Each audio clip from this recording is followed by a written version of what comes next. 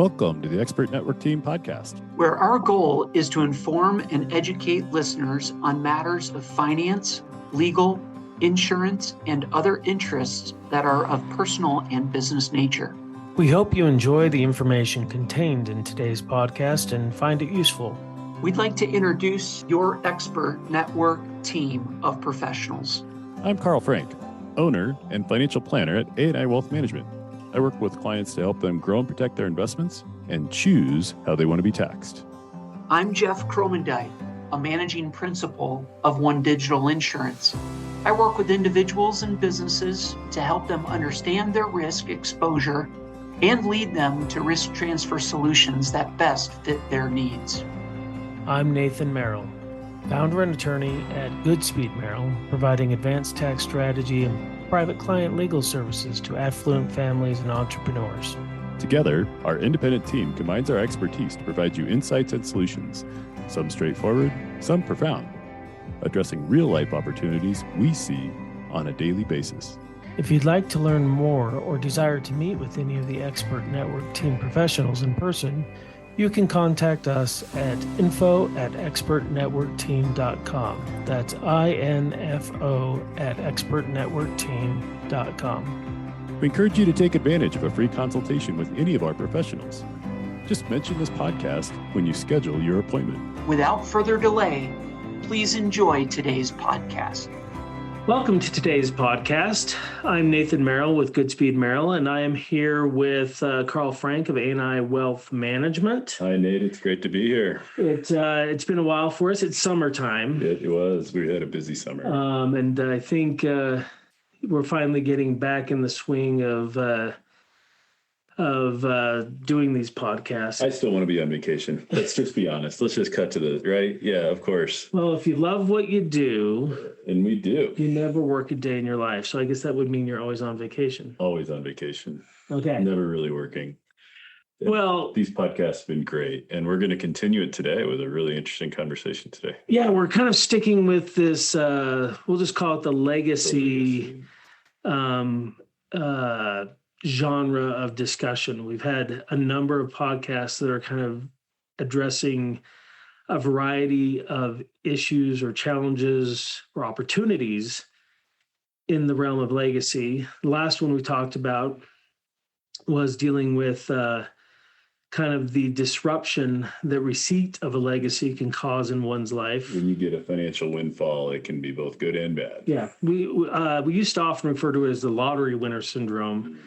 You know, where a lottery winner receives sudden money, and within 3 to 5 years, they find themselves in the back in the same spot. It's really rough. And that's often viewed as a problem of the recipient. Oh, yeah. But it really is a problem of not the recipient. The recipient was doing just fine, you could argue, before the money.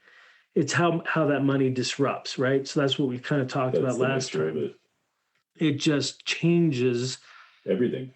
The makeup of that person's life and how they might approach it. So, recognizing then the disruptive power of a legacy, but yet the desire to want to have a legacy that you can transmit from generation to generation. Most people do. Absolutely. There are some dysfunctional families out there who will say, I don't. And, you know, in the case of Warren Buffett, he has publicly acknowledged he doesn't want to leave his wealth to his children. He doesn't want to ruin them. Right. Right, enough to give them whatever they need. Which might be an extreme, but he's at least acknowledging the impact of what we talked about last week. Oh, most definitely. Which is that disruptive. If he had 4 children and he has $250 billion, that's a lot of billions of dollars. You do the math. It's insane. It's an insane amount. After tax, it's a whole lot less, but... And that brings up the point of a previous podcast, too, where we talked about families. We talked about a family of affinity and then the biological family and what's most important to you. They could be different people, right? Just because you're biologically related doesn't necessarily mean that's the person who should inherit this amount of money. Right. And sometimes the family of affinity is more important and more impactful. Yep. So we've established that we love these people. We want to benefit them.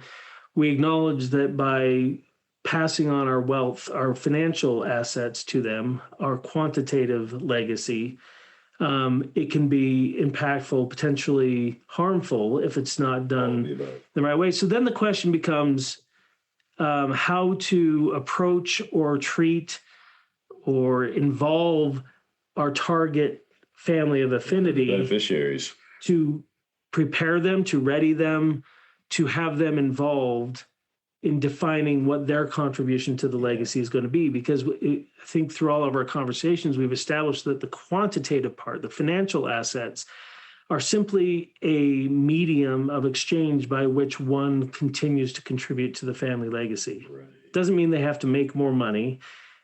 Doesn't, presumably they don't squander it. That there's Hopefully some, I guess, assumption there. that But would be out of alignment with the rest of the legacy. Yeah. So now let's discuss, if we don't want it to be disruptive in a harmful way, how do we engage the legacy generation? How do we prepare them? So How do we get them ready? that's a good question. Do you have the answer? Yeah, check the box and take a class. And, we're going to have one of these days a guest speaker who does have a box, who does have a check, who has a program, a class, a whole series of things that they do to help prepare people. And that's a great way to go. And those are some really good, powerful ideas in there.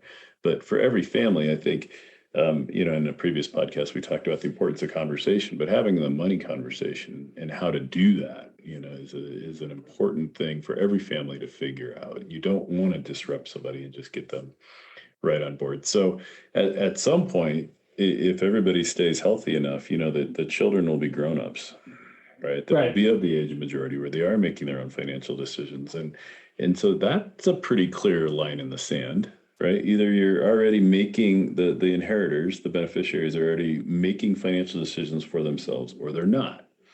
And once they are, then you can really gauge as the person who's going to be granting these assets to them at a future date about whether they're ready to make these decisions for themselves or not. Prior to that, there's all sorts of a different set of conversation, right? So you've got a different set of conversation for the kids or the ones who are not making financial decisions, and then you do the ones who already are. Right. Well, I kind of just had an epiphany listening to you, but also looking at your window here, Carl. And I think this is kind of a relevant analogy. I'm looking at, I think it's the 17th green. Pretty nice. Or whatever. Yeah. There's a young kid who's golfing with his dad, maybe? His dad and mom. Yeah, there you go. And at what stage of that person's development do you say he wants to become a professional golfer? When do you introduce him to golf if he wants to become a professional golfer? Do you wait till he's 18, 19, 20? A little late. Exactly. And so I think the same concept or the same idea applies to if we want someone to be a good inheritor of wealth. I like that. When do we start to introduce them to the principles and concepts that will prepare them to be a good inheritor of wealth? I like that. If you want your child to be let's just use a very esoteric, good person, do you wait till they're in their middle teens before you start saying, here's the things you need to do to become a good person? Or do you start immediately during the terrible twos, supposedly, to help them to understand that would be good principles of kindness and generosity and, Yeah. So let's talk about what you talk about with kids at a very young age, right? So that before that line of the sand, I think you're really onto something. It's ideal to get them early, right? It's essential. I would argue it's essential. If you wait too long to begin and to identify, again, we're talking about legacy beyond quantitative assets, financial assets. You obviously don't prepare your 2-year-old to know what a checkbook is and a bank account, how to invest. That's for the later stage of development. But that's where most people will start probably, is that later stage of development. They'll not connect the readiness of their heir at the early ages in terms of their values and their morals and their ethics. Yeah. In terms of how that prepares them to be a good financial steward or recipient. There'll always be exceptions. Playing devil's advocate, you might not have money until your kids are of a grown-up age, right? You might not have built this wealth until then, or maybe things changed and you won the lottery, or you quit your engineering job and found Kentucky Fried Chicken when you're in your 60s, right? Which is a real life thing that Disney as well. Weird things happen, right? right? Well, and that's So there's always exceptions to that rule. But and I think the principal exception being you don't wait until you have the wealth to transfer to prepare your children to be ready, to be good stewards. It almost gets back to too much emphasis. Don't get me wrong on this. Financial education is important and essential. And we have, I would argue, a very substantial deficiency in the rising generation when it comes to financial education. But that is a later stage part of the development. More important is where you start early on to helping them to, like I say, have good values, morals, and ethics that support that almost gives them the why behind they want to be good financial stewards. If they have poor ethics and poor morals and poor values, then all the financial education in the world isn't going to make them. It's not going to make them not want to go on spending sprees, right? Well, and you can, and I mean, lawyers can account for that, right? So you've got a spendthrift kid, you could drop spendthrift trusts and things to help, protect them from themselves. But the goal, of course, would be to get that education on early. Right. Well, and the goal, as we laid it out in this conversation, is to not have to pull back from your beneficiaries, not to have to restrict their access to the assets. It's how do we get our beneficiaries, our family of affinity, ready to receive them, and by receiving them, begin their own contribution to the family legacy. And one of the things, I mean, maybe we can make it real. One of the things I was doing right before you came in, I was sitting in our, really comfy chair. You teased me as you came in, and I was reading a book. It was basically a biography, right, by a friend of yours about his family and the founders of the wealth in that family. And it's a wonderful little gift, right? I don't know these people. I've never met them before, but I sure feel like I do. And so if I were one of the kids who read this book and that were one of my ancestors, I'd feel much closer to them than I would be otherwise. So there's a tangible thing that can actually be done by people today alive.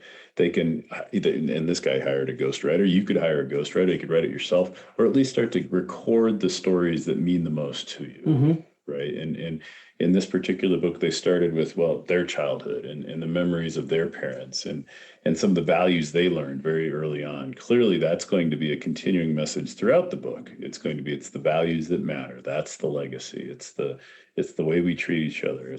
Those are the things that we want to persist, that we want to continue in our family. That's the goal. Right. That's a pretty tangible thing you can do.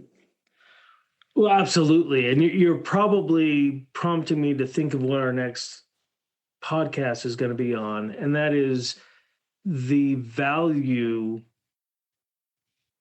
perhaps placing a value on the intangible assets of a family. Like, and literally maybe putting even $1 next to those assets. And I'll use an example. I inherited a set of cufflinks from my grandfather. Yeah. I won't get into the family dynamic or anything. I got everything I would have ever wanted from my grandfather in terms of the legacy. But I got his cufflinks and I got his, that's actually, I think technically my grandma's desk, office desk.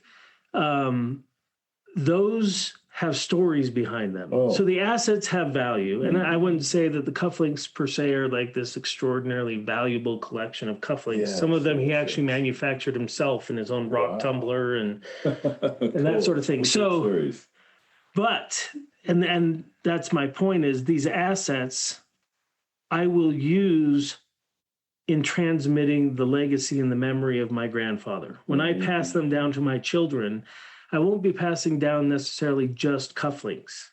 I will be passing down his story with them. And the story will enhance the value of those cufflinks. Yes, it'll be the symbol of the story. Yeah.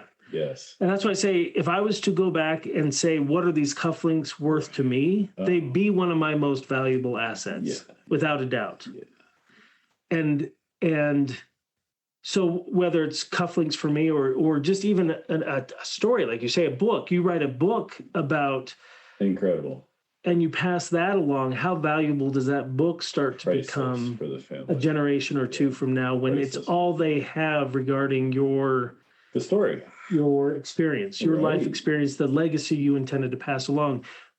I would encourage folks, if this is touching you, if this is speaking to you, go through this exercise and put dollar values, like how much is it worth to you? If you lost this thing that you have in your home, this picture, this jewelry, this whatever it is, forget the actual value of it. Right. If you lost it, how What would much, that mean? what would that mean to What you? would you give up for And that? start to value your lives Right. differently. Yeah.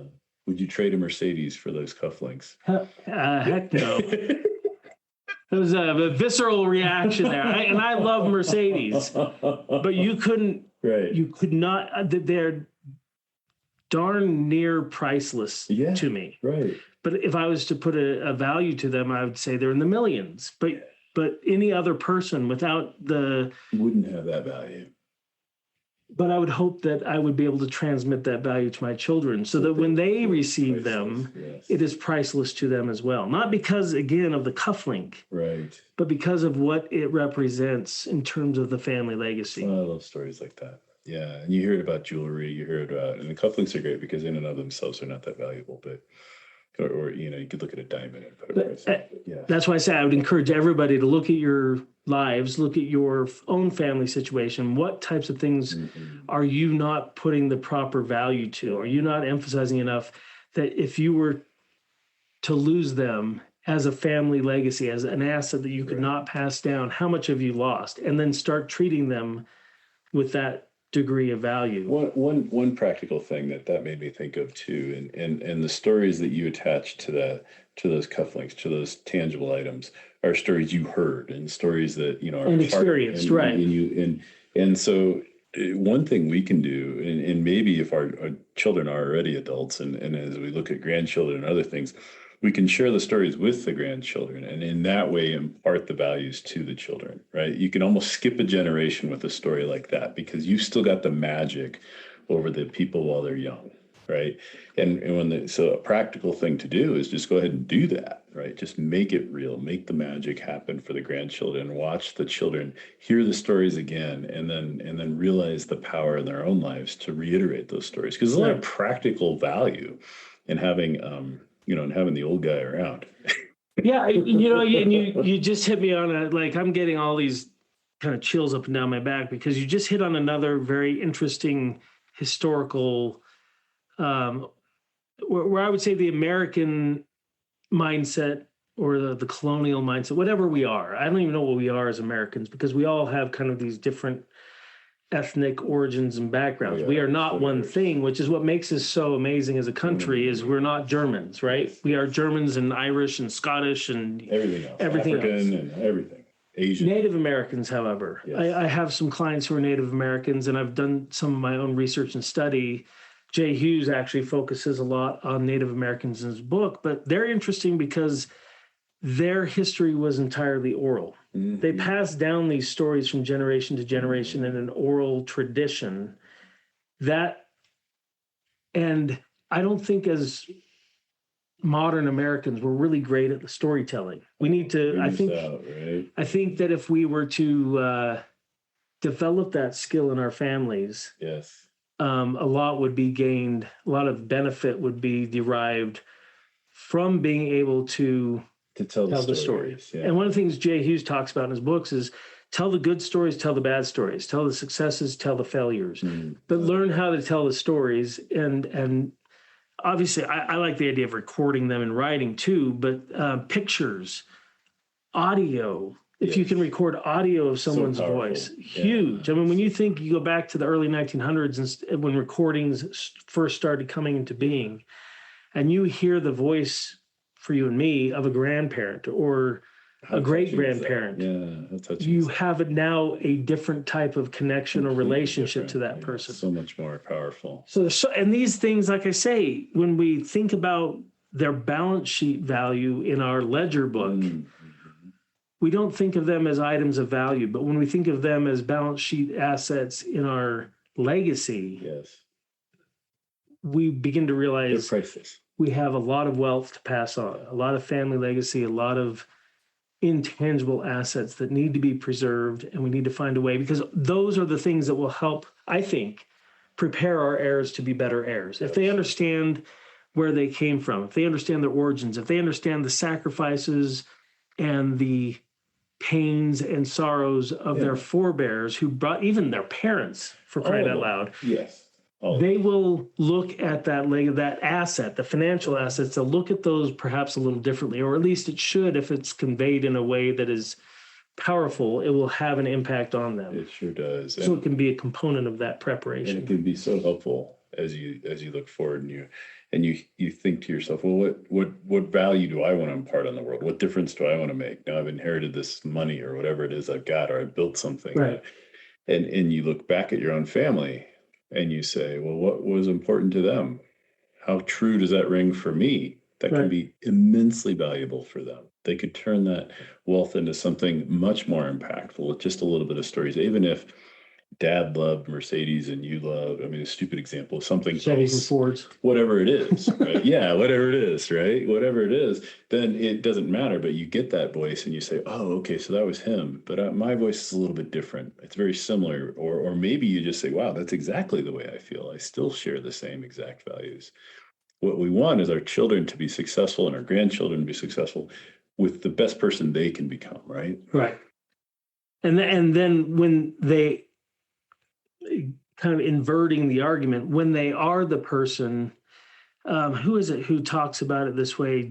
Jim Rohn, one of those guru guys, talks about to become successful, you have to be a successful person. And I think, and the same thing is true of an heir, to be a ready and capable heir. You don't get the money first, you become the person first, and then the money will amplify your it exaggerates readiness. Whoever you are. Yeah, money exaggerates the good and the bad. It amplifies it, like you say. It puts it on the loudspeaker. Yeah, hopefully you're ready. Hopefully you're ready. You probably are. You probably are. Especially with the parents and the grandparents preparing you with a few of the practical things we talked about here today. This is well, and just as a closing thought, which I'm fine with, is kind of viewing it in the known, going back to that family of affinity. Grandparents usually know, parents, child is obviously kind of the target of our conversation. But if through the parents and grandparents, that child can develop a relationship with great-grandparents that it never knew, great-great-grandparents that it never knew, and view themselves in the context, Jay Hughes kind of vacillates back and forth on this, thinking in terms of 5 generations, and sometimes he says, let's think 7 generationally. That's a little bit harder because, that takes, for you and I, that would take us really back to the early 1700s, probably, maybe 1600s even. It's hard to know your story back that far, but we can certainly project ourselves forward and say, I want my seventh generation to know about us. To know this about me. And take the steps now to preserve that and make it possible. Deep thoughts, very powerful. And it absolutely will be the intangibles that last. And that's the culture that the Native American population has embedded in. Like, they know history back probably 1,000 years. Right. Yes. It may not always be perfectly accurate, but then again, we never accuse them of having the same view of history that the Anglo-Saxons developed in the medieval times, right? We don't have to project our culture on everybody else, but for them, it was impactful, meaningful. The stories mattered, and they still pass them down generation to generation. For those that are still in those communities, they have maintained that. Even amid all the technological revolution, the industrial revolution, they still have their oral traditions. Incredible. And rituals and dances and songs, and we can learn a lot from that population. We can learn a lot from all sorts of indigenous populations all around the world who carry on values that way and live with very little and are incredibly successful people. Yep. Well, Nate, this was so much fun. This was a great podcast. Very practical ideas smooshed in the middle of it. A lot of things for people to think about as we prepare the next generation or next generations to be good inheritors of wealth. Absolutely. Thanks for taking the time with me today. Create a beautiful day. Thank you. Thank you for joining us today. I hope you enjoyed the discussion and the information we shared. We hope you enjoy the information contained in today's podcast and find it useful. We hope you will join us again next time as we explore new areas of interest to our listeners or current issues we believe are important to discuss. If you enjoyed this podcast, please subscribe so you are notified when future episodes are released, and also share it with a friend that you think would benefit. If you'd like to meet with a member of the Expert Network team, or have a request for a special topic you'd like to have us discuss on the podcast, submit those requests to info@expertnetworkteam.com. That's info@expertnetworkteam.com. Thank you for joining us and have a great day. Thank you for listening to this podcast. We want to remind you that listening to this podcast does not establish a client-professional relationship with any of the professional firms represented, including guests, nor does it constitute legal, investment, accounting, or other advice of a fiduciary nature. The views expressed are those of the professionals only. Investment advisor services may be provided through A&I Wealth Management. Securities may be provided through Genios Wealth Management.